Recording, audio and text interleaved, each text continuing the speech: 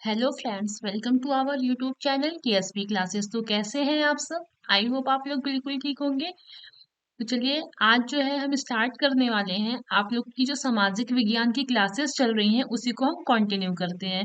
तो ये आपकी चौथी क्लास है और इसके बाद एक क्लास और आएगी। फिर उसके बाद आपका सामाजिक विज्ञान भी खत्म हो जाएगा। ये आपका पार्ट 4 है। तो जैसा कि मैंने आप सभी को बताया है कि क्लासेस चलती हैं, उसके बाद जो ये आपका पीडीएफ है, ये तुरंत आपको टेलीग्राम आईडी पे मिल जाएगा। अगर आप हमारे टेलीग्राम आईडी से नहीं जुड़े हैं तो डिस्क्रिप्शन बॉक्स में मैं आईडी को मेंशन कर दूंगी, आप वहां से जाके ऐड हो सकते हैं। तो चलिए, अब हम अपना क्लास स्टार्ट करते हैं बिना टाइम वेस्ट किए। देखिएगा, क्वेश्चन है, सूर्य ताप किसे कहते हैं? सूर्य ताप किसे कहते हैं? तो जैसा कि क्वेश्चन से समझ ही आ रहा है कि सूर्य ताप, सूर्य से जो गर्मी मिलती है वही सूर्य ताप होता है। लेकिन उसको हम एग्जाम में लिखेंगे कैसे, वो हम समझते हैं। तो देखिएगा, लघु तरंगों के रूप में पृथ्वी की ओर आने वाले सौर विकिरण को सूर्य ताप कहते हैं। यानी जो सूर्य के द्वारा किरणें आती हैं, ठीक, तरंग के रूप में हमारे पृथ्वी की ओर, वही सूर्य ताप कहलाती है। कहने का मतलब है कि लघु तरंगों के रूप में जो हमारी पृथ्वी की ओर जो है सूर्य की किरणें आती हैं, वही क्या है, सूर्य ताप कहते हैं उसको। पृथ्वी की सतह पर पहुंचने वाली सूर्य ताप की मात्रा सूर्य से विकिरित ताप की मात्रा में बहुत कम होती है, क्योंकि पृथ्वी सूर्य से बहुत छोटी है और यह सूर्य से बहुत दूर है। कहने का मतलब है कि जो सूर्य से आपकी ताप आती है, यानी जो गर्मी आता है, वो पृथ्वी पर जब पहुंचता है तो बहुत कम हो जाता है ना। सूर्य से जो रोशनी आती है वो हमारे पृथ्वी पर पहुंचने पहुंचते क्या होता है, बहुत कम हो जाता है। क्यों? क्योंकि पृथ्वी जो है हमारे सूर्य से बहुत दूर है। ठीक है, फिर भी देखिए, गर्मी इतनी दूर होते हुए भी फिर भी गर्मी में धूप कितनी चुभती है, ठीक। लेकिन अगर हमारे पास में होता है तो लगता है इंसान जल हो नहीं जाते, है ना। तो सूर्यताप क्या है? जो लघु तरंगों के रूप में, है ना, हमारे पृथ्वी पर आने वाले सौर विकिरण होते हैं। यानी जो पृथ्वी पे जो सूर्य की किरणें आती हैं वही सूर्य ताप कहलाते हैं। ठीक है। पृथ्वी की सतह पर सूर्य ताप जो पहुंचता है वो, उसकी मात्रा क्या होती है, बहुत कम हो जाती है। ठीक, क्यों? क्योंकि पृथ्वी जो है वह सूर्य से बहुत दूर है और यह जो है क्या है, क्योंकि पृथ्वी सूर्य से बहुत छोटी है और यह सूर्य से बहुत दूर है। कहने का मतलब ये है कि जो सन से, यानी सूर्य से जो किरणें आती हैं वह पृथ्वी पे आते आते कम हो जाती है।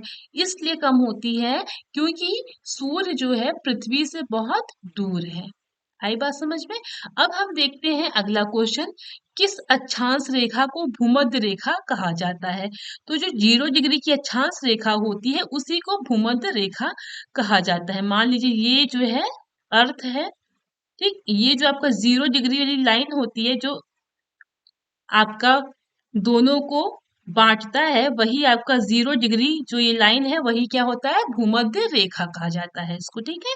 0 डिग्री की, ये जो 0 डिग्री की जो अक्षांश लाइन होता है उसी को भूमध्य रेखा कहा जाता है, ठीक। मान लीजिए ये ग्लोब है और इसमें जो 0 डिग्री लाइन होती है, जो बीचों बीच दोनों को काटता है, उत्तरी ध्रुव और जो है आपका दक्षिणी ध्रुव को, वही आपका 0 डिग्री की अक्षांश रेखा, भूमध्य रेखा उसको कहा जाता है, ठीक। अगर पूछे किस अक्षांश रेखा को, तो 0 डिग्री की अक्षांश रेखा को भूमध्य रेखा कहा जाता है।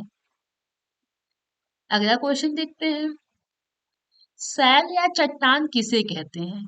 यह कितने प्रकार का होता है? देखिए, इसको हम जो पढ़ेंगे, इसको इतना अच्छे से हम पढ़ेंगे ना कि इस टॉपिक से जितने भी आपके क्वेश्चन बनेंगे आप आराम से कर लेंगे, ठीक है। तो देखते हैं, सैल या चट्टान, पहले देखेंगे सैल किसे कहते हैं, फिर यह कितने प्रकार के होते हैं, ठीक। तो देखिए, सैल अगर आ जाए तो कंफ्यूज नहीं होइएगा, सैल लिख के आए या फिर चट्टान लिख के आए, दोनों एक ही होता है, ठीक। चाहे आप सैल कहिए चाहे चट्टान कहिए, इंग्लिश में इसको रॉक बोलते हैं, ठीक है।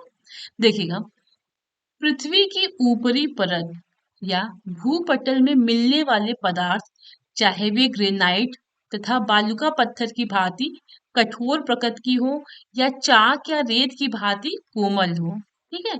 चट्टान या सैल कहे जाते हैं। कहने का मतलब है कि जो हमारी पृथ्वी है, ठीक, मान लीजिए हमारा पृथ्वी है, पृथ्वी की जो ऊपरी सतह है यानी ऊपरी परत जो है, या यह जो भूपटल है, इस पे मिलने वाले जो पदार्थ हैं, ठीक है, चाहे वो ग्रेनाइट हो, चाहे वो बालू का पत्थर हो, ठीक, ग्रेनाइट वगैरह बहुत कठोर होता है।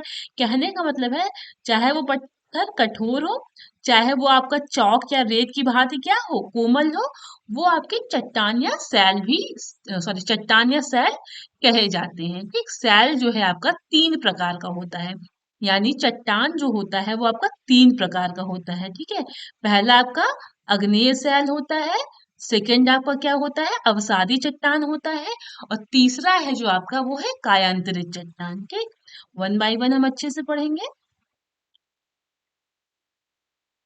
देखिएगा, आग्नेय सैल किसे कहते हैं, आग्नेय सैल जो है चट्टान किसे कहते हैं, तो इसको ऐसे याद रखिएगा कि अग्नेय यानी आग ना, थोड़ा ऐसे माइंड में बना के रखिए ना तो थोड़ा अच्छे से समझ में आएगा। देखिएगा, अग्नेय चट्टानें पृथ्वी के तप्त पिघले मैग्मा के ठंडा होकर ठोस हो जाने से निर्मित होती। तप्त माने जो बहुत गर्म हो, यानी आग से गर्म होता है। देखिएगा, पृथ्वी यानी जो पृथ्वी है हमारा, उसके अंदर आप सभी को पता है पृथ्वी के अंदर क्या होता है, मैग्मा होते हैं, है ना। जो मैग्मा होता है वो पिघला हुआ रूप होता है। जब यह हमारा जो है किसी भी कारण से, जैसे वॉल्केनो हो गया, ठीक, उसके कारण से जो आपका मैग्मा ये लावा पिघला हुआ रहता है, वो जब पृथ्वी की सतह पर बाहर आ जाता है, ठीक, और वो ठंडा हो जाता है, तो यही आपका इग्नियस रॉक, सॉरी, इग्नियस में अग्नेय ही बोलते हैं, इग्नियस को इंग्लिश वर्ड बोलते हैं, अग्नेय को इंग्लिश में इग्नियस बोलते हैं। तो वही कहा जा रहा है कि आग्नेय चट्टानें जो होती हैं वो पृथ्वी के तप्त पिघले मैग्मा के ठंडा होकर ठोस हो जाने से निर्मित होती है। हमारी पृथ्वी प्रारंभ में गर्म एवं पिघली अवस्था में थी, अतः पृथ्वी के ऊपरी आवरण के ठंडा होने से पृथ्वी पर सबसे पहले आग्नेय चट्टान ही बनी। देखिए, हमारा जो पृथ्वी है उसके अंदर क्या है, पिघले हुए जो है लावा या मैग्मा है, ठीक, और जब वॉल्केनो वगैरह आता है तो यही जो लावा है, ये यानी मैग्मा है, वो हमारे पृथ्वी की सतह पे बाहर आ जाता है। तो यही क्या होता है, ठंडा होके जो जम जाता है ना, तो यही आपका इग्नियस रॉक बन जाता है, ठीक, अग्नेय सैल बन जाता है। तो फिर से देख लीजिएगा, अग्नेय चट्टानें पृथ्वी के तप्त पिघले मैग्मा के ठंडा होकर ठोस हो जाने से निर्मित होती हैं। हमारी पृथ्वी प्रारंभ में गर्म एवं पिघली अवस्था में थी, अतः पृथ्वी के ऊपरी आवरण के ठंडा होने से पृथ्वी पर सबसे पहले आग्नेय चट्टान ही बनी। ठीक, देखिएगा आग्नेय चट्टान के उदाहरण, बेसाल्ट, ग्रेनाइट, ड्यूनाइट आग्नेय चट्टाने के उदाहरण है। ये आपके बेसाल्ट हो गए, ग्रेनाइट हो गए, ड्यूनाइट हो गए, ये सब क्या है, इग्नियस रॉक है, ठीक, आग्नेय चट्टान है। अब देखिए आग्नेय सैल की क्या विशेषताएं हैं। इन सैलों में परत नहीं पाई जाती, यानी इनमें कोई लेयर नहीं होता है, ठीक, इनमें कोई लेयर नहीं होता है, इनमें कोई परत नहीं पाई जाती है। इन सैलों का संबंध प्रायः ज्वालामुखी क्रिया से होता है। अभी मैंने आपको बताया था वॉल्केनो की वजह से, तो उसी को बोलते हैं ज्वालामुखी। आपका जो पृथ्वी के अंदर जो गर्म पदार्थ है वो क्या होता है, वॉल्केनो के रूप में यानी ज्वालामुखी के रूप में जब बाहर निकलता है, तो वही लावा जब ठंडा हो जाता है, मैग्मा जब ठंडा हो जाता है, तो उससे इग्नियस रॉक बनता है। तो वही कहा जा रहा है इन सैलों का संबंध प्रायः ज्वालामुखी क्रिया से होता है। ठीक, यह रवेदार चट्टानें होती हैं। कैसे चट्टान होती हैं, यह रवेदार चट्टानें होती हैं। यह कठोर एवं अपारगम्य होती हैं, यानी यह कठोर होती है यानी कड़ा होता है, और अपारगम्य यानी इसमें पानी जो होता है ना उसमें सोख, वह जल्दी इसमें से झरता नहीं, यानी इसमें से रिसता नहीं है, तो वही कहा जा रहा है ये अपारगम्य होती है। अगला, इन सैलों में जीवाश्म नहीं पाए जाते हैं, यानी इसमें जो है यह किसी भी प्रकार के इसमें जीवाश्म नहीं पाए जाते हैं। जैसे कोयला वगैरह है उसमें क्या होता है, जीवाश्म पाए जाते हैं, लेकिन अग्नेय सैल में जीवाश्म नहीं पाए जाते हैं। ठीक है, अगला देखते हैं अवसादी चट्टानें। तो इसमें क्या है, इन सैलों को परतदार सैल भी कहा जाता है। आपका जो अवसादी चट्टान है यह कैसे चट्टान है, परतदार चट्टाने हैं। ठीक है, अवसादी सेल वह है जो विखंडित ठोस पदार्थों के निक्षेपण से बनी हो या जीव जंतुओं और पेड़ पौधों के जमाव से निर्मित होती है, वो अवसादी सेल कहलाती हैं। ठीक, कहने का मतलब है ये जो अवसादी सेल होती हैं इनको परतदार सेल भी कहते हैं। और अवसादी सेल वह है जो विखंडित ठोस पदार्थ के निक्षेपण से बनती है, यानी जो ठोस पदार्थ होते हैं वह जब विखंडित होते हैं यानी टूट जाते हैं तो उनके इकट्ठा होने से बनते हैं। ठीक, जैसे यह जीव जंतु और पेड़ पौधों के जमाव से भी निर्मित होते हैं। आई बात समझ में? इनका उदाहरण क्या है? बलुआ पत्थर हो गया, चूना पत्थर हो गया, कोयला हो गया, ये सब क्या है? अवसादी चट्टाने हैं। इसे क्या कहा जाता है? द्वितीयक चट्टान के रूप में भी यह जाना जाता है। ठीक, अब हम देखते हैं अवसादी सेल की विशेषताएं। तो अवसादी सेल परतदार होती हैं। ठीक, अभी हम लोगों ने पढ़ा था ना, ये क्या होता है? परतदार होती है, इसमें लेयर होती है, एक जैसा लगता है कि इसमें एक के ऊपर एक लेयर है, यानी परत है। अगला है, इनमें वनस्पति और जीव जंतुओं का जीवाश्म पाया जाता है, यानी इसमें क्या होता है? वनस्पति और जीव जंतुओं का जीवाश्म पाया जाता है।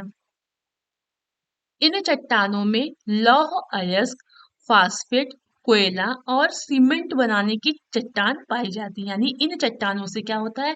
लौह अयस्क हो गए, फास्फेट हो गए, कोयला हो गए, सीमेंट हो गई, इन सब से क्या होता है? यह सब बनाने की प्रक्रिया पाई जाती है। ठीक, अब हम देखते हैं कायांतरित सेल। कायांतरित मीन्स क्या होता है? बदलना। ठीक, देखिएगा, कायांतरित का अर्थ है स्वरूप में परिवर्तन होना। ठीक, अर्थात यह तब बनता है जब गर्मी और दाब के कारण अग्नेय और अवसादी चट्टानें बदल जाती हैं। यानी जब अधिक दाब होता है, दाब के कारण और गर्मी के कारण अग्नेय और अवसादी चट्टानें क्या होती हैं? बदल जाती हैं, तो वही आपका क्या बन जाता है? कायांतरित चट्टान बन जाता है। ठीक है, जैसे संगमरमर हो गया, नाइस हो गया, सिल्ट हो गया, क्वार्टजाइट हो गया और स्लेट हो गया, ये सब आपके क्या है? कायांतरित चट्टानें हैं। आई बात समझ में? अब हम बढ़ते हैं अगले, देखिएगा, इसका अब हम देख लेते हैं।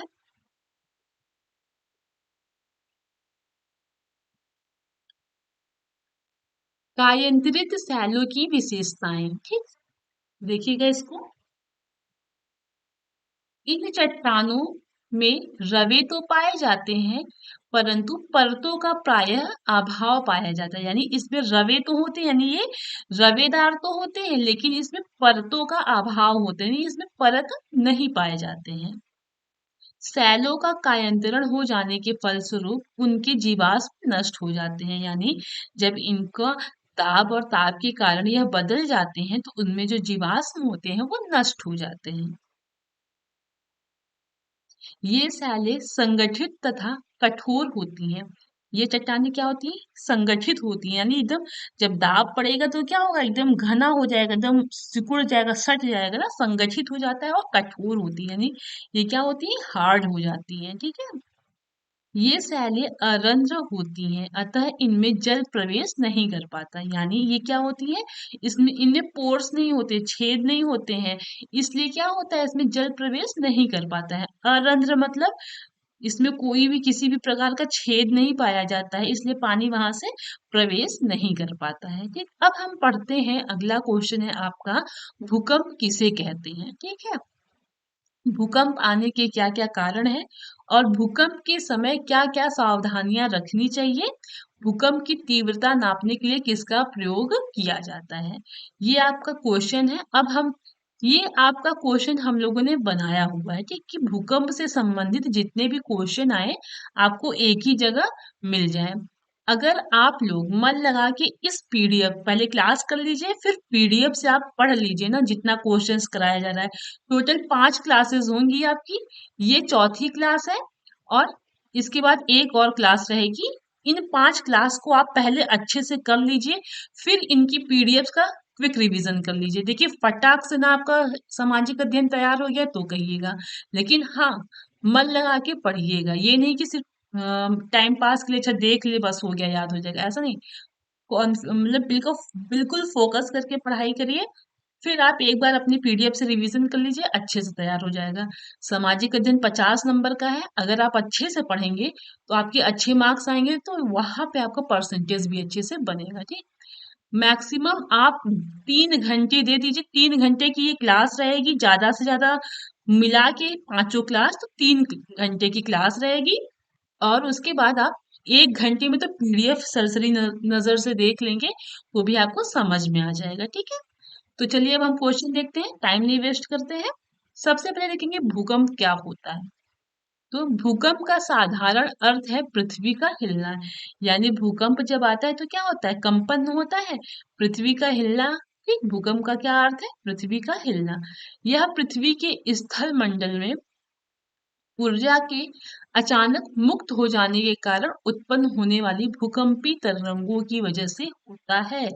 यानी कहने का मतलब है पृथ्वी का जो स्थल मंडल है, ठीक, उसमें क्या होता है, अचानक से जो ऊर्जा उत्पन्न हो जाती है, ठीक, उसी के कारण क्या होता है कि भूकंपी तरंगों की वजह से हमारे पृथ्वी पर भूकंप आता है। ठीक, पृथ्वी एक गतिशील पिंड है, सभी को पता है पृथ्वी क्या है, गतिशील, यानी गति करती रहती है, रोटेट, मतलब कि वो क्या करती है, सूर्य का चक्कर लगाती रहती है, भले हमें एहसास नहीं होता है, लेकिन वह क्या करती है, सूर्य का चक्कर लगाती रहती है।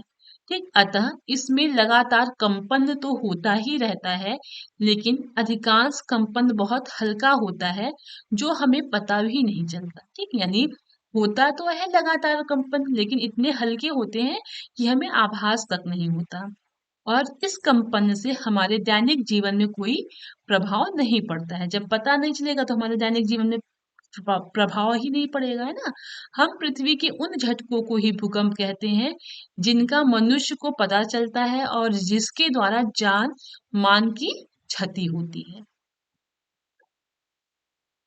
कहने का मतलब ये है कि भूकंप का अर्थ है कि पृथ्वी का हिलना। ठीक, तो पृथ्वी का जो स्थल मंडल सॉरी स्थल मंडल होता है, उसमें क्या होता है कि अचानक से ऊर्जा उत्पन्न होती है, जिसके कारण क्या होती है, भूकंपी तरंगे उत्पन्न हो जाती है और पृथ्वी गति करने लगती है। और पृथ्वी तो क्या है, हमारी गतिशील पिंड है, सभी को पता है, सूर्य का चक्कर लगाती है। लेकिन क्या होता है कि उसमें लगातार कंपन होता रहता है, लेकिन हमें जो है पता नहीं चलता है। ठीक, और उससे हमारे दैनिक जीवन में कोई प्रभाव भी नहीं पड़ता है, यानी जब पता नहीं चलता तो कोई नुकसान नहीं करता है। लेकिन हम जो है, हमारी पृथ्वी उन झटकों को भूकंप कहती है जिनसे क्या होता है, जिनको मनुष्य को पता चल जाता है, जानवरों को पता चल जाता है, और जिन भूकंप के झटकों से, ठीक है, लोगों की जान चली जाती है, बहुत भारी नुकसान हो जाता है, तो उन झटकों को क्या कहते हैं, भूकंप कहते हैं। आई बात समझ में। अब हम देखेंगे कि भूकंप आने के कारण क्या है। पृथ्वी का स्थल मंडल कई प्लेटों में बटा हुआ है, यानी जो हमारा पृथ्वी है, उसका जो स्थल मंडल है, वह कई सारी प्लेटों में बटा हुआ है। ठीक है, प्लेट की मोटाई महासागरों के नीचे लगभग 70 किलोमीटर तथा महाद्वीपों के नीचे लगभग 150 किलोमीटर होती है। ठीक, यानी जो हमारा पृथ्वी है, उसमें क्या है, बहुत सारे प्लेट हैं, बहुत सारे प्लेट, ये क्या है, बटे हुए हैं। ठीक है, प्लेटों की जो मोटाई है वो महासागरों के नीचे कितनी है, लगभग 70 किलोमीटर, और महाद्वीपों के नीचे लगभग 150 किलोमीटर होती है। और सभी प्लेट क्या है, स्वतंत्र रूप से अलग अलग दिशाओं में भ्रमण करती है। सभी प्लेटें क्या है, स्वतंत्र रूप से अलग अलग दिशाओं में भ्रमण करती रहती हैं। जब किसी कारण से, ठीक, जब किसी कारण से क्या होता है, इन प्लेटों के बीच दबाव पड़ता है तो भूकंप उत्पन्न हो जाता है। ठीक है, मान लीजिए आप दो प्लेट लिए हैं, अपना आप ऐसे ऐसे टहला रहे हैं, ठीक, और लेकिन जब अचानक से दोनों भिड़ जाए तो क्या होता है, कंपन होता है कि नहीं। ये तो फिर भी छोटा छोटा चीज है, इसलिए इफेक्ट नहीं पड़ता है, लेकिन हमारा पृथ्वी कितना बड़ा है, आप सोचिए। और पृथ्वी में क्या है कि यहाँ पे बताया जा रहा है ना कि पृथ्वी के स्थल मंडल में क्या है, कई सारे प्लेट हैं। यानी पृथ्वी का स्थल मंडल क्या है, कई सारे प्लेटों में बटा हुआ है। और प्लेटों की जो मोटाई है, यानी जो प्लेटों की मोटाई है वो कितनी है, कम से कम महासागरों के नीचे जो लगभग कितना है, 70 किलोमीटर। इतनी तो प्लेटों की मोटाई है और जो प्लेट है वो क्या है, स्वतंत्र रूप से गति करते रहते हैं, अलग अलग दिशाओं में, अलग अलग दिशाओं में भ्रमण करते रहते हैं। लेकिन जब किन्हीं कारणों से ये प्लेटें एक दूसरे से टकरा जाती हैं तो उनके बीच में क्या होता है, दबाव पड़ता है, तो वही भूकंप उत्पन्न होता है। वहीं से क्या होता है, भूकंप उत्पन्न होता है। आई बात समझ में? भूकंप आने के कारण क्या है, हमारा पृथ्वी जो है, पृथ्वी का जो स्थल मंडल है वो कई प्लेटों में बटा हुआ है। प्लेटों की जो मोटाई है वो महासागरों के नीचे लगभग 70 किलोमीटर तथा महाद्वीपों के नीचे लगभग 150 किलोमीटर होती है। सभी प्लेटें क्या होती है, स्वतंत्र रूप से अलग अलग दिशाओं में, है ना, स्वतंत्र रूप से क्या करती है, अलग अलग दिशाओं में भ्रमण करती रहती हैं। लेकिन किसी कारण से इन प्लेटों पे जब दबाव पड़ता है तो क्या होता है, भूकंप उत्पन्न होता है। आई बात समझ में? अब हम देखते हैं भूकंप के समय सावधानियां क्या क्या रखनी है। देखिएगा, तो भूकंप के निम्न सावधानियां, पहला देखिएगा, 1 मिनट। भूकंप के समय अगर घर से बाहर है तो खुली जगह तलाशे, यानी अगर आप घर से बाहर हैं, भूकंप आ जाता है तो आप ओपन फील्ड में चले जाइए, यानी खुले मैदान में चले जाइए। कभी पेड़ के नीचे मत खड़े होइए, कभी घर में जाके किसी के घर में ना रुकिए, ठीक है। शीशे की खिड़कियों से दूर रहें, शीशे की खिड़कियों से दूर रहें, ठीक है। अगर आप घर में हैं तो क्या करें, मजबूत मेज के नीचे छुपे या अंदरूनी दीवार या स्तंभ के सहारे खड़े रहें। यानी जब भूकंप आता है, आप अपने घर से बाहर नहीं निकल पा रहे खुली जगहों पे, तो क्या करें कि घर में जो टेबल होती है उसके नीचे जाके छुप जाइए और सर पे तकिया रख लीजिए, ठीक है, हेलमेट रख लीजिए। अगर टेबल भी नहीं है तो जो दीवार का कोना होता है एकदम कॉर्नर में जाके आप वहां पे खड़े हो जाइए, ठीक है। अगला, इमारतों और बिजली के तारों से दूर रहें। अपनी गतिविधियों को कुछ कदम कम करके पास के किसी सुरक्षित स्थान पर पहुंचे और जब तक झटके बंद ना हो जाए वहीं पर सुरक्षित पड़े रहें। आई बात समझ में? ये सावधानियां भूकंप के आने समय करनी चाहिए। देखिएगा, भूकंप की माप कैसे होता है, सिस्मोग्राफ से होता है, ठीक, और रिक्टर पैमाने पे हम मापते हैं, ठीक, रिक्टर स्केल पे। और आपका जो भूकंप का माप है वो सिस्मोग्राफ से मापा जाता है। देखिएगा, अगला क्वेश्चन है, ज्वालामुखी किसे कहते हैं? आपका जो ज्वालामुखी है उसे, मतलब ज्वालामुखी किसे कहते हैं?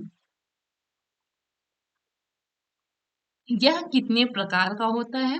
इससे निकलने वाले पदार्थों का नाम बताइए।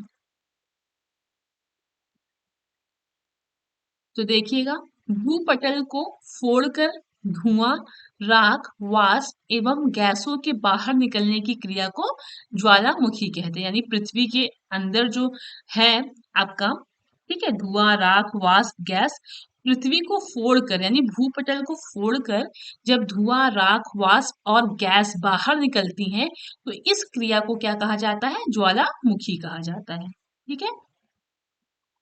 ज्वालामुखी एक शंक्वाकार पर्वत है। ज्वालामुखी क्या है, एक शंक्वाकार पर्वत है जिसमें भूगर्भ से नली द्वारा उष्ण वाष्प गैसें, लावा तथा अन्य चट्टानी पदार्थों का प्रवाह धरातल पर होता है, ठीक है। और जो ये निकल रहा है ना, यही जब ठंडा हो जाता है तो आपका इग्नियस रॉक बनता है।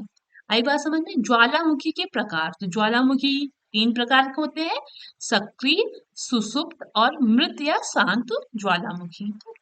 देखिएगा, ज्वालामुखी से निकलने वाले पदार्थ, तो सर्वाधिक मात्रा में जल वाष्प की होती है, एक सर्वाधिक मात्रा में जल वाष्प होता है। इसके अलावा CO2 यानी कार्बन डाइऑक्साइड, N2 व SO2 यानी नाइट्रोजन, और SO2 यानी सल्फर निकलता है, ठीक है। जल वाष्प की मात्रा कितनी होती है, 60 से 90% तक होती है। आई बात समझ में? अब हम देखते हैं, अगला क्वेश्चन है हमारा, अपक्षय और अपरदन में अंतर स्पष्ट कीजिए। आपका अपक्षय क्या होता है और अपरदन क्या होता है, इसको हम समझेंगे। देखिएगा, अपक्षय क्या होता है, ऋतु द्वारा तथा पौधों की जड़ों के फैलाव के कारण सैलों के टूटने फूटने की प्रक्रिया को अपक्षय कहते हैं। यानी जैसे ऋतुओं के द्वारा क्या होता है कि जो सैल यानी चट्टान होते हैं वो टूटने फूटने लगते हैं, उसको अपक्षय कहते हैं। इस प्रक्रिया में खुली चट्टानों का विघटन और अपघटन अपने मूल स्थानों पर ही होता है।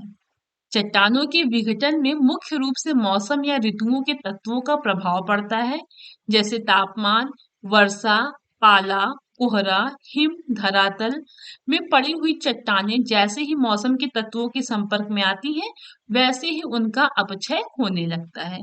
कहने का मतलब ये है कि जो चट्टानें होती हैं, वो जब क्या होती हैं कि टूट टूट के गिरने लगती हैं, तो वही आपका अपक्षय कहलाता है। और ये किन कारणों से होता है? ऋतुओं के तत्वों की वजह से। जैसे जब तापमान अधिक हुआ, बारिश हुई, कोहरा पड़ा, ठीक, बर्फ गिरी, तो इन सब वजह से क्या होता है? आपका अपक्षय होता है। ये 3 प्रकार के होते हैं, भौतिक अपक्षय, रासायनिक अपक्षय और जैविक अपक्षय। अब देखिएगा अपरदन क्या होता है?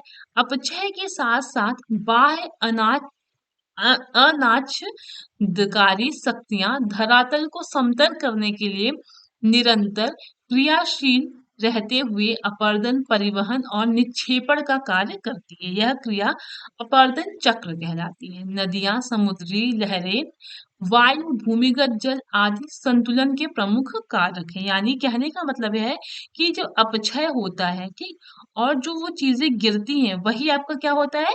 वो तो अपक्षय हो गया, ठीक। लेकिन अपक्षय के साथ जो मतलब कि जो और उनके साथ मिट्टी हो गया और आपका रॉक हो गया, वो सब जो गिरती हैं, उसी को अपरदन कहते हैं, ठीक है। अक्षय क्या होता है आपका? जैसे मान लीजिए बारिश वारिश हुई तो फिर वो भूमि खिसक गई, ठीक, लेकिन खिसकने के बाद जो मिट्टियां गिरती चली जा रही हैं, वो क्या हो जाता है? आपका अपरदन हो जाता है, ठीक। अब अगला क्वेश्चन देखते हैं। यू या वी आकार की घाटी क्या है, ये समझेंगे। यू आकार की घाटी हिमानी से पूर्व वी आकार की नदी घाटियों में बहती है। यह इस घाटी को तोड़ फोड़ कर चौड़ा बना देती है, जिससे इस प्रकार यू की तरह हो जाता है। अतः इस प्रकार की घाटी को यू प्रकार की घाटी कहते हैं। कहने का मतलब ये है कि हिमानी से पूर्व यानी जो आपका हिमानी यानी हिम से जो पूर्व है, वहां पे वी आकार की जो नदी है, ठीक, वो घाटियों में यानी जो आपका घाटी होता है ना, वहां पे जो बहती है आपकी नदी, उसमें उसके द्वारा क्या होता है? नदियां जो बहती हैं, तो घाटी जो है आपका, उसको तोड़ फोड़ कर क्या कर देती है? वो यू आकार का बना देती है। तो यही आपका क्या होता है? यू घाटी कहलाती है, ठीक। वी प्रकार की आपकी जो घाटी होती है, यहाँ से जो नदियां आपकी प्रवाहित होती हैं, इनकी वजह से ये तोड़ फोड़ के यू आकार का बना देती है। तो यही आपका यू आकार की घाटी कहलाती है। अगला क्वेश्चन देखते हैं, वायुमंडल क्या है? वायुमंडल का संगठन तथा महत्व बताइए। तो देखिएगा वायुमंडल क्या होता है। पृथ्वी चारों ओर से वायु के आवरण से घिरी हुई है, हम सभी को पता है, जिसे क्या कहते हैं? वायु मंडल कहते हैं। यह आवरण समुद्र तल से लगभग 1600 किलोमीटर ऊंचाई तक फैला हुआ है, ठीक है।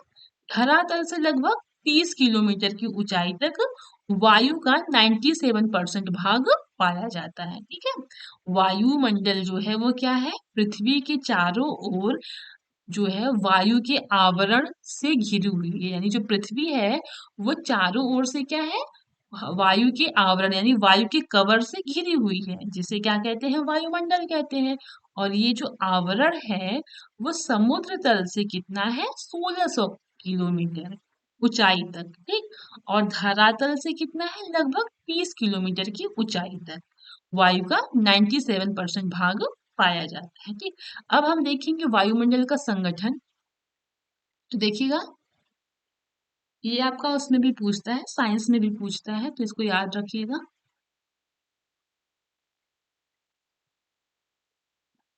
देखिएगा, वायुमंडल का संगठन हमारे चारों ओर फैली हुई अनेक गैसों का मिश्रण है, ठीक।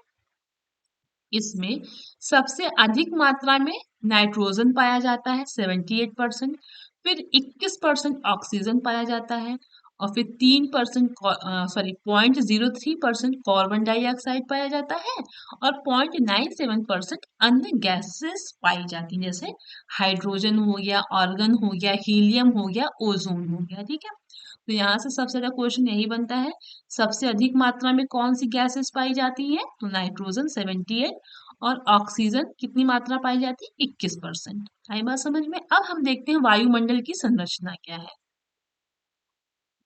तापक्रम की दृष्टि से वायुमंडल को 5 परतों में विभाजित किया जाता है। तो देखिएगा, पहला है सॉरी,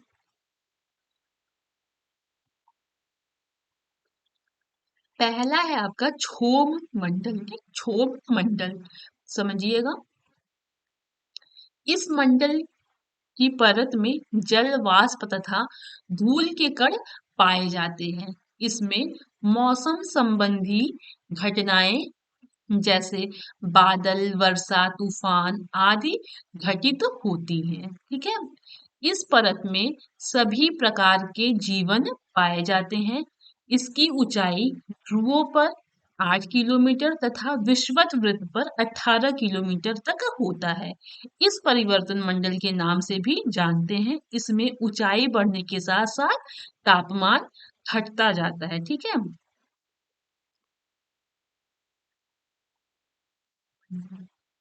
1 मिनट रुकिएगा।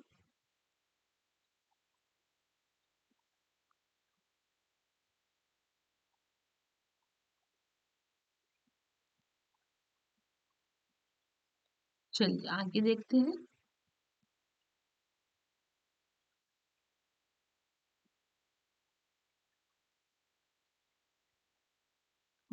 ये यहाँ पे समझ लेते हैं हम। देखिएगा, सब फिर से समझिएगा, जो आपका क्षोभ मंडल होता है, इसमें क्या होता है कि इस मंडल की परत में जो आपका जल वाष्प है तथा धूल के कण पाए जाते हैं। ठीक, हमारा जो क्षोभ मंडल है इसमें क्या होता है कि जल वाष्प और धूल के कण पाए जाते हैं। ठीक, इसमें क्या होता है, मौसम संबंधी सभी घटनाएं जैसे बादल, वर्षा, तूफान आदि घटित होती हैं। इस परत में सभी प्रकार के जीवन पाए जाते हैं। इसकी ऊंचाई कितनी है? ध्रुवों पर 8 किलोमीटर तथा विषुवत वृत्त पर 18 किलोमीटर तक है। इस परिवर्तन मंडल के नाम से भी जानते हैं। इसमें ऊंचाई बढ़ने के साथ साथ क्या होता है, तापमान घटता है। ठीक, यहाँ पे हम एक कोने समझ लेते हैं। देखिएगा, आपका मैंने कितना बताया, 5 परतों में डिवाइड है ना, 5 परतों में, तो यहाँ समझ लीजिएगा, आपका ये सबसे निचली जो है वो आपका क्या है, क्षोभ मंडल है। ठीक, क्या है, क्षोभ मंडल है। ठीक, उसके बाद आता है समताप मंडल। क्या आता है? समताप मंडल। ठीक, ये मंडल आप समझ लीजिएगा। फिर आता है आपका मध्य मंडल। क्या आता है? मध्य मंडल। ठीक, उसके बाद आता है आपका आयन मंडल। ठीक है, क्या आता है? आयन मंडल। उसके ऊपर आता है आपका बहिमंडल। क्या आता है? बहिर, यानी सबसे बाहर वाला बहिर्मंडल। तो ये जो क्षोभ मंडल है, इसी में हम क्या करते हैं, रहते हैं। इसी में हमारा सारा घटनाएं होता है, बारिश हो गया, ठीक है, बारिश, वर्षा, तूफान, जितनी भी घटनाएं होती हैं आपके क्षोभ मंडल में ही होती हैं। क्षोभ मंडल क्या है? सबसे निचली परत है। ठीक, निचली लेयर है। अब हम देखते हैं समताप मंडल।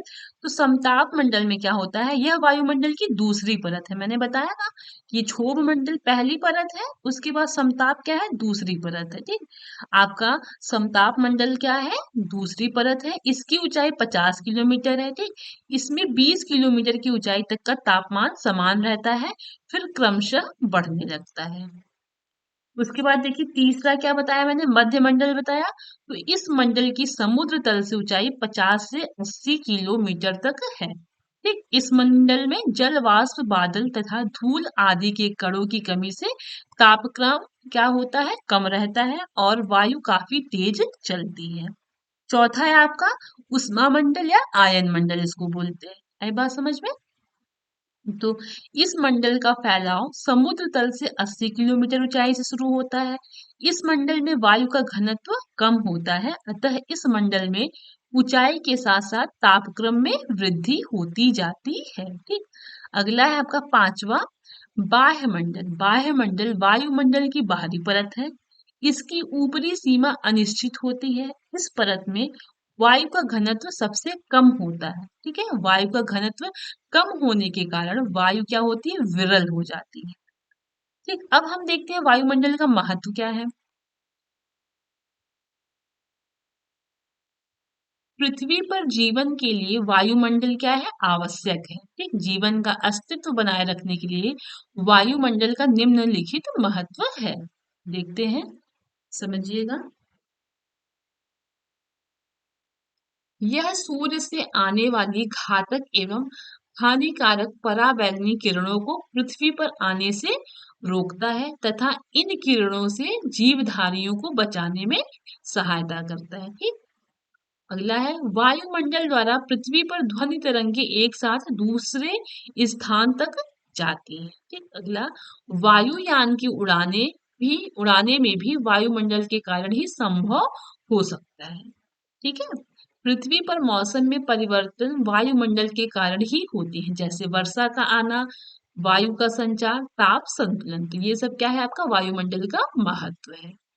अगला क्वेश्चन हम देखते हैं, चक्रवात क्या है। देखिए, चक्रवात क्या होता है, इसके चार प्रभावों का वर्णन कीजिए। तो सबसे पहले समझिएगा चक्रवात क्या होता है।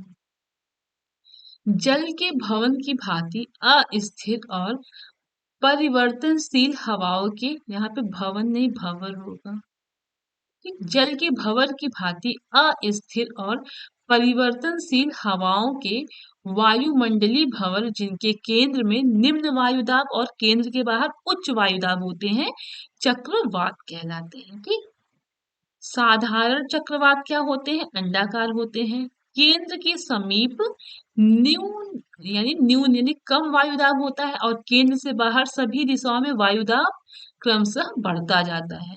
ठीक है, यहाँ पे देखिएगा, यहाँ समझेंगे आप।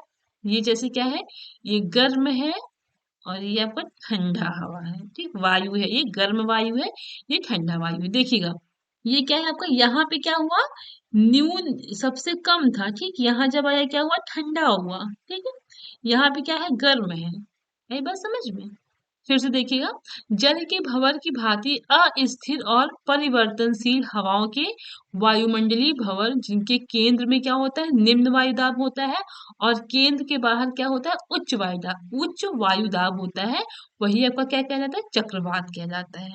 ठीक, साधारण चक्रवात कैसे होते हैं, अंडाकार होते हैं। केंद्र के समीप न्यून वायुदाब होता है, जैसे ये आपका केंद्र है, यहाँ पे क्या है, न्यून वायुदाब है। ठीक, और केंद्र से बाहर क्या होता है, सभी दिशाओं में वायुदाब क्रमशः बढ़ता जाता है।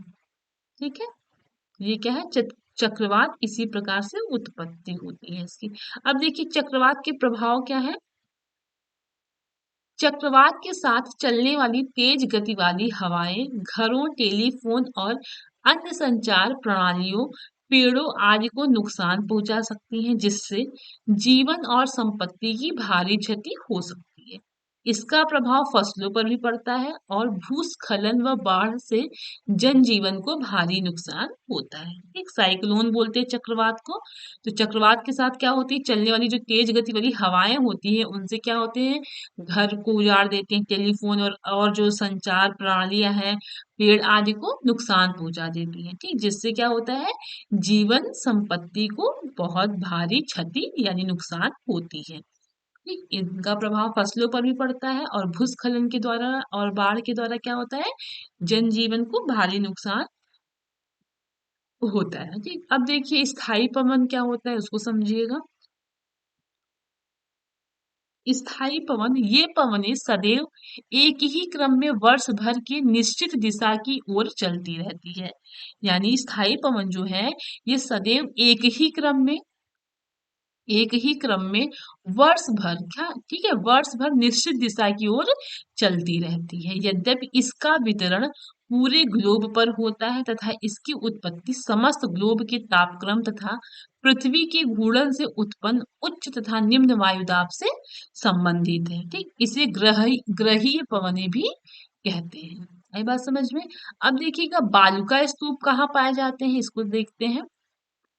पवन द्वारा रेत एवं बालू के निक्षेप से निर्मित टीलों को बालू का स्तूप कहते हैं। यानी जो रेगिस्तान है, जब वहां पे हवा चलती है तो क्या होता है, जो रेत और बालू होते हैं तो जब वो इकट्ठे होकर कोई टीला बना लेते हैं तो उसी को बालू का स्तूप कहते हैं।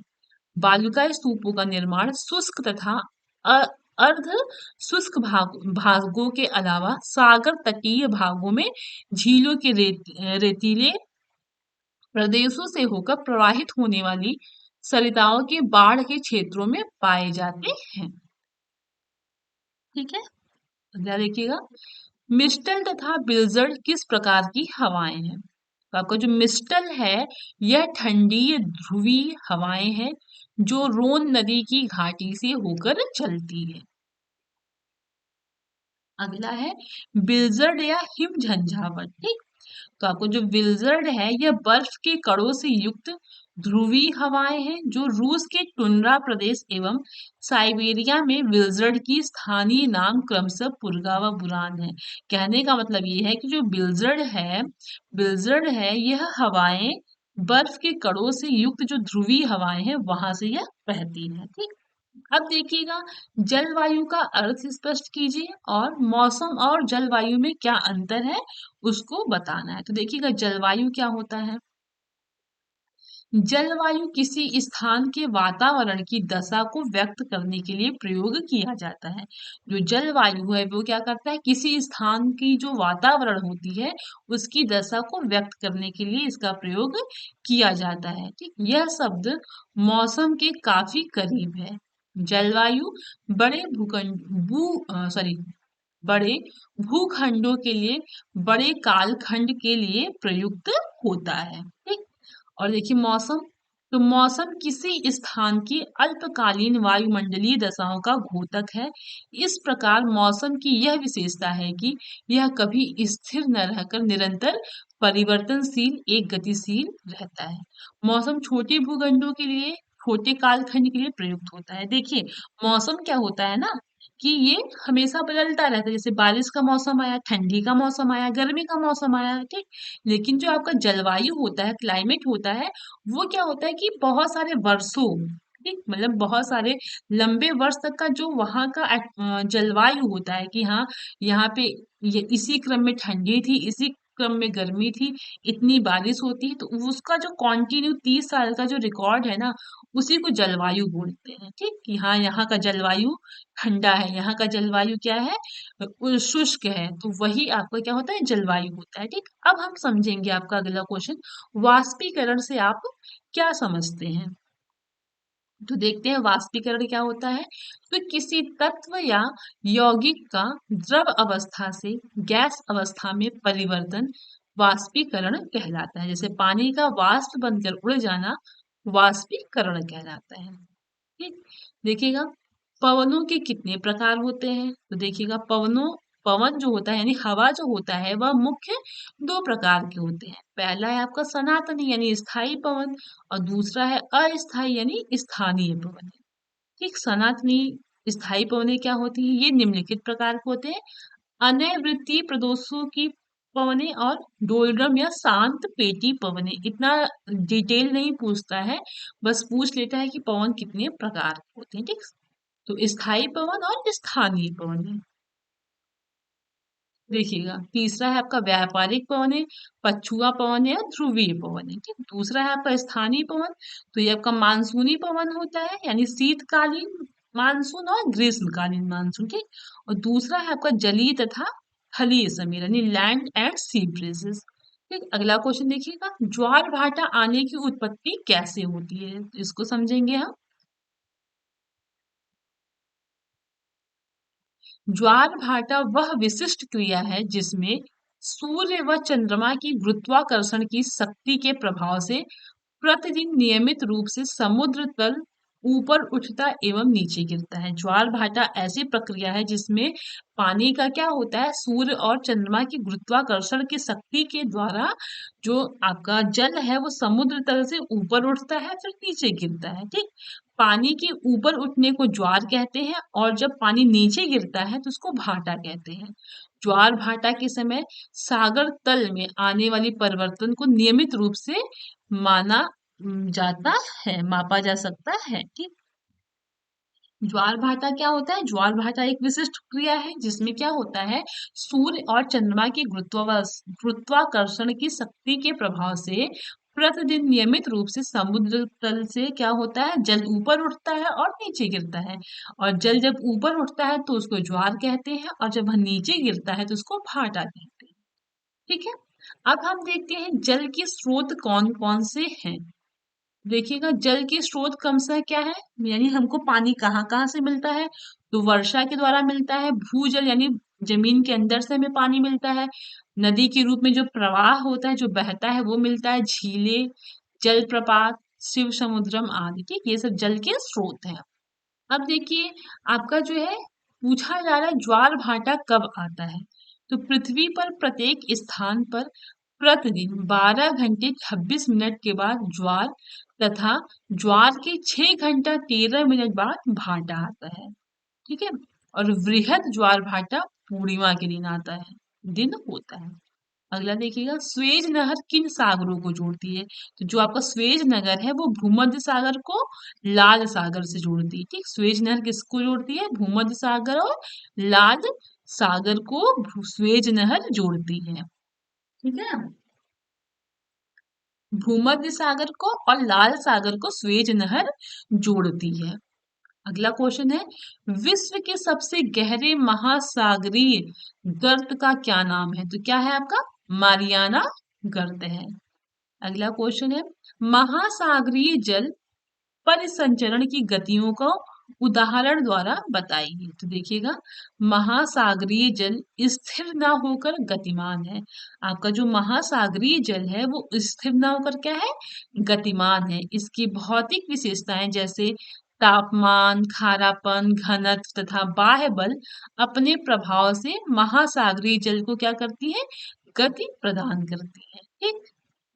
अगला क्वेश्चन है आपका, जल प्रपात क्या है।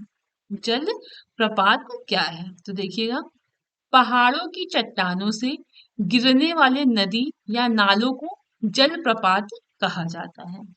पहाड़ों की चट्टानों से गिरने वाले नदी और नालों से जो पानी गिरता है उसको कहते हैं जल प्रपात। ठीक, यानी जो पहाड़ होते, चट्टान होते, वहां से जो पानी गिरता है, ठीक, वो क्या होता है? जल प्रपात कहलाता है। यदि गिरने वाला पानी एक बहुत बड़ी धारा के रूप में काफी ऊंचाई से गिरता है तो उसे महाजल प्रपात कहते हैं। और यदि गिरने वाले पानी की धारा पतली होती है तो उसे हम जल प्रपात कहते हैं। ठीक। अब हम देखते हैं अगला क्वेश्चन है आपका, भूमिगत जल का क्या महत्व है। भूमिगत यानी जो जमीन के अंदर पानी है, यानी ग्राउंड वाटर। तो ग्राउंड वाटर या भूगर्भिक जल धरती की सतह के नीचे चट्टानों की कड़ों के बीच अंतकाश या रंध्रकाश में मौजूद जल को कहते हैं। कहने का मतलब ये है कि आपका जो जमीन के अंदर की, जमीन के अंदर चट्टानें होती हैं, जब बोरिंग होता है तो देखते हैं पत्थर होते हैं, उसको काट के फिर पाइप डाला जाता है। तो वही कहा जा रहा है कि जो भूमिगत जल है वो धरती की सतह के नीचे चट्टानों के अंदर जो है वह क्या होता है? पानी मौजूद रहता है। ठीक है। वही आपका भूमिगत जल होता है। भूजल एक मीठे पानी के स्रोत के रूप में एक प्राकृतिक संसाधन है। मानव के लिए जल का अत्यधिक महत्व है। ठीक, अब हम देखते हैं अगला क्वेश्चन आपका, भारतीय संविधान की प्रमुख विशेषताओं का वर्णन कीजिए। तो भारतीय संविधान की प्रमुख विशेषताओं का वर्णन करना है तो इसमें आप क्या करिएगा, इसमें आपको लघु उत्तरीय में पूछेगा 2 नंबर का। तो मैं यहाँ आपको बता दे रही हूँ, आपको जो इजी लगेगा आप वो पढ़ के 2-3 पॉइंट चले जाइएगा। ठीक, पूरा इतिहास नहीं लिखेंगे, उतना टाइम भी नहीं रहता है, शॉर्ट में लिखेंगे और ज्यादा लिखेंगे। ठीक, देखिए, पहला है आपका सर्वाधिक व्यापक संविधान। जैसा कि सबको पता है कि हमारा जो भारतीय संविधान है विश्व का क्या है? सबसे बड़ा संविधान है। ठीक, सर्वाधिक व्यापक संविधान, भारतीय संविधान विश्व का सबसे बड़ा संविधान है। वर्तमान में इसमें 395 अनुच्छेद है, 22 अध्याय है और 12 अनुसूची है। ठीक, ये पढ़ने का कोई मतलब नहीं है अमेरिका के बारे में, अभी हम एग्जाम के बारे में पढ़ रहे हैं, एग्जाम के लिए तो उतना बहुत है। देखिएगा, निर्मित एवं लिखित संविधान। ठीक, भारतीय संविधान एक निर्मित संविधान है। इसका निर्माण एक संविधान सभा द्वारा एक विशेष समय पर किया गया था। इसके अतिरिक्त अतिरिक्त संविधान के अधिकांश भाग लिखित रूप में उपलब्ध है। हमारा जो भारत का संविधान है वो कैसा है? निर्मित और लिखित संविधान है। ठीक है। अगला है संपूर्ण प्रभुत्व संपन्न लोकतंत्रात्मक गणराज्य। यानी भारतीय संविधान जो है वो भारत में एक संपूर्ण प्रभुत्व संपन्न लोकतंत्रात्मक गणराज्य की व्यवस्था करता है। अर्थात भारत समस्त निर्णय लेने में स्वयं सक्षम है। इसके अतिरिक्त भारत के राष्ट्रपति का पद निर्वाचित पद है। अतः भारत एक गणराज्य है। देखिएगा, बहुत लंबा संविधान, इसको मैं समझाऊंगी तो मुझे बहुत टाइम लगेगा। तो अभी आप सिर्फ पॉइंट समझते जाइए एग्जाम में लिखने के लिए, फिर हम थर्ड सेमेस्टर में जब पढ़ेंगे तो वहां पे क्लास में अच्छे से समझाया जाएगा। ठीक है। अब देखिएगा, चौथा है आपका एकात्मक लक्षणों से युक्त संघात्मक व्यवस्था। ठीक, पांचवा है आपका कठोर और लचीलेपन का मिश्रण। ठीक, छठा है आपका संसदीय शासन प्रणाली। सातवां है समाजवादी राज्य की स्थापना। ठीक, और क्या है आठवां पंथ निरपेक्ष राज्य। एग्जाम में पूछा गया है तो इसको समझ लेते हैं। भारत एक पंथ निरपेक्ष राज्य है। इसकी इस पंथ निरपेक्षता के दर्शन हमें संविधान की प्रस्तावना एवं मूल अधिकारी की व्यवस्था में स्पष्ट रूप से हो जाती है।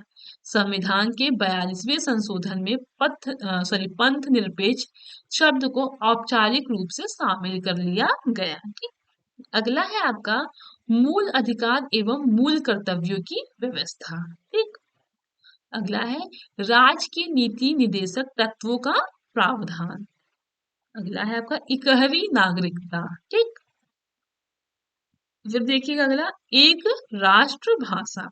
भारत में सरकारी स्तर पर हिंदी को राष्ट्रभाषा घोषित किया गया है। ठीक, अगला देखिएगा स्वतंत्र व सर्वोच्च न्यायपालिका। ठीक, अगला है आपका वयस्क मताधिकार।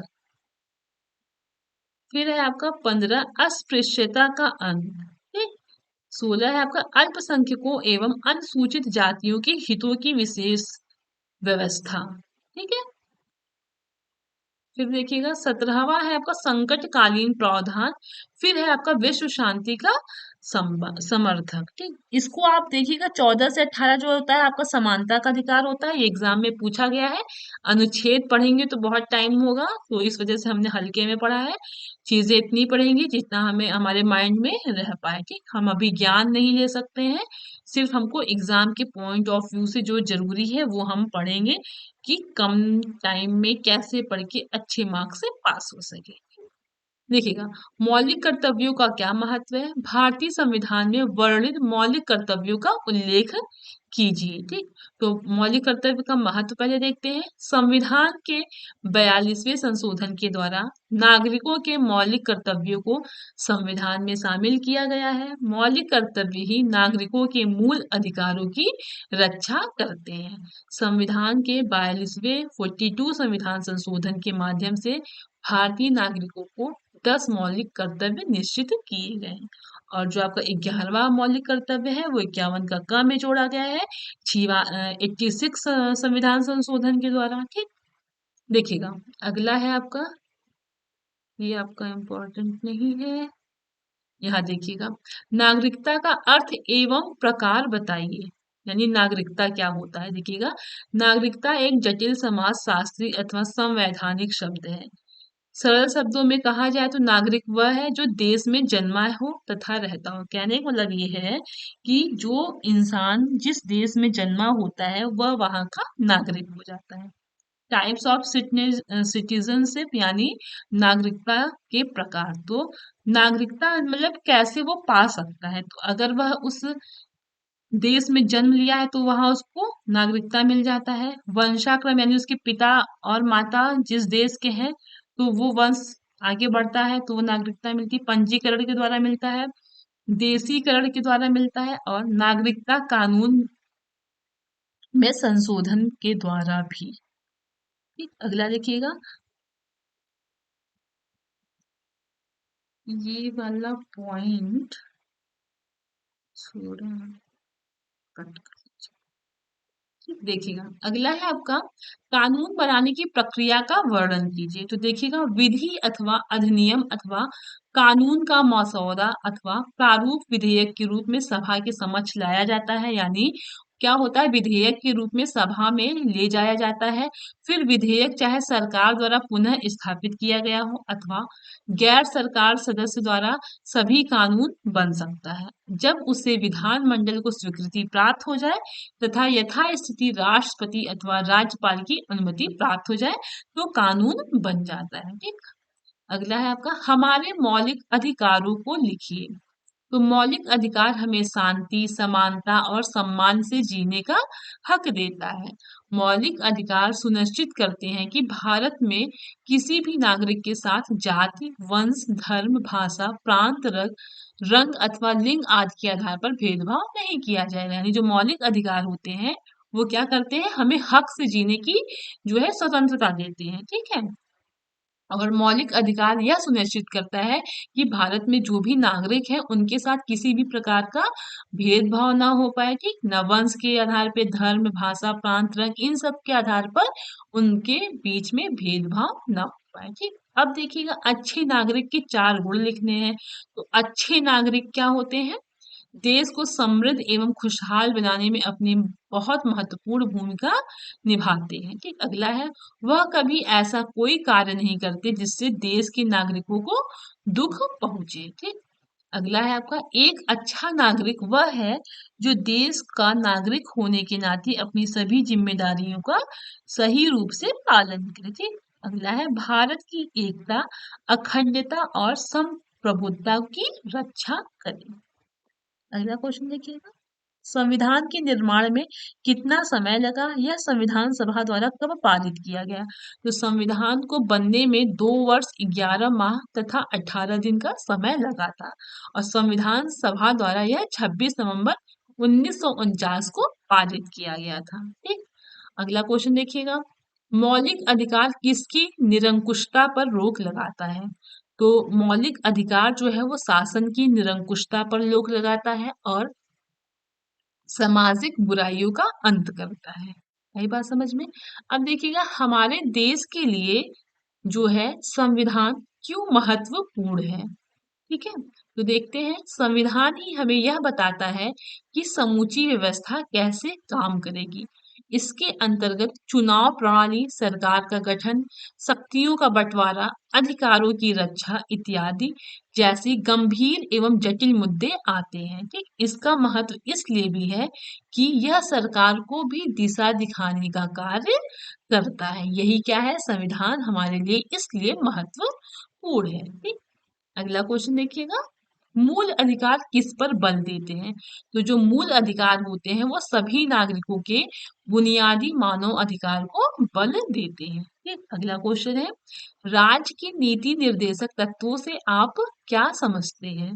तो राज्य के नीति निर्देशक तत्व राज्य की नीति के निर्धारण के लिए एक पथ प्रदर्शक का कार्य करता है। यानी यह एक मार्गदर्शक के रूप में कार्य करता है। और जो आपका राज्य की नीति निर्देशक तत्व है वह आयरलैंड के संविधान से लिया गया है।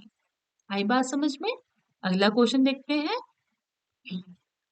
समवर्ती सूची किसे कहते हैं। तो आपका जो समवर्ती सूची है वो क्या है, तीसरी सूची यानी 7वीं अनुसूची, भारत के संविधान की 7वीं अनुसूची में दिए गए 52 विषय की सूची है। इसमें क्या होता है कि आपका राज्य सरकार और केंद्र सरकार दोनों की साझा से उनके अधिकारियों का वर्णन किया जाता है। और शिक्षा जो है आपका वो समवर्ती सूची में आता है या एग्जाम में पूछा जाता है। अगला क्वेश्चन है आपका, पंथ निरपेक्ष से आप क्या समझते हैं। तो पंथ निरपेक्ष का अर्थ है कि भारत सरकार धर्म के मामले में तटस्थ रहेगी उसका अपना कोई धार्मिक पंथ नहीं होगा तथा देश में सभी नागरिकों की अपनी इच्छा के अनुसार धार्मिक उपासना का अधिकार होगा। कहने का मतलब है पंथ निरपेक्ष क्या है कि भारत सरकार किसी के ऊपर किसी धर्म को नहीं थोपेगी, ठीक। भारत का नागरिक स्वतंत्र है, वह जिस धर्म को अपनाना चाहता है वह अपनी इच्छा अनुसार उस धर्म का पालन करे, उपासना करे, वह उस नागरिक की मतलब इच्छा होगी, ठीक। अगला क्वेश्चन है संविधान सभा की प्रारूप समिति के अध्यक्ष कौन थे? तो प्रारूप समिति के अध्यक्ष डॉक्टर भीमराव अंबेडकर जी थे, ठीक। अगला, भारत नागरिकों के किन्हीं दो मूल अधिकारों के नाम लिखिए। तो समानता का अधिकार, स्वतंत्रता का अधिकार, संपत्ति का अधिकार तो नहीं है, शोषण के विरुद्ध अधिकार, ठीक, ये नहीं है। हमको देखिएगा, ठीक, समानता का अधिकार हो गया, स्वतंत्रता का अधिकार हो गया और शोषण के विरुद्ध अधिकार, ये सब क्या है? भारतीय नागरिकों को मूल अधिकार है, ठीक, भारतीय नागरिकों के मूल अधिकार है। अगला क्वेश्चन है भारतीय संविधान में कुल कितने अनुच्छेद हैं? तो वर्तमान में कुल 478 है या 48, थोड़ा कंफ्यूजन है, इसको मैं आपको करेक्शन करके कल की क्लास में बता दूंगी, ठीक। वर्तमान में कुल जो है कितने अनुच्छेद है? तो 400 समथिंग है। चलिए अभी मैं आपको बताती हूँ। अगला क्वेश्चन देखिएगा, भारतीय सेना को सर्वोच्च सेनापति कौन होता है? यानी भारतीय जो सेना है उसका सर्वोच्च सेनापति कौन होता है? तो आपके जो हमारे जो राष्ट्रपति होते हैं वही भारतीय सेना के सर्वोच्च सेनापति होते हैं, ठीक। अगला देखते हैं क्वेश्चन,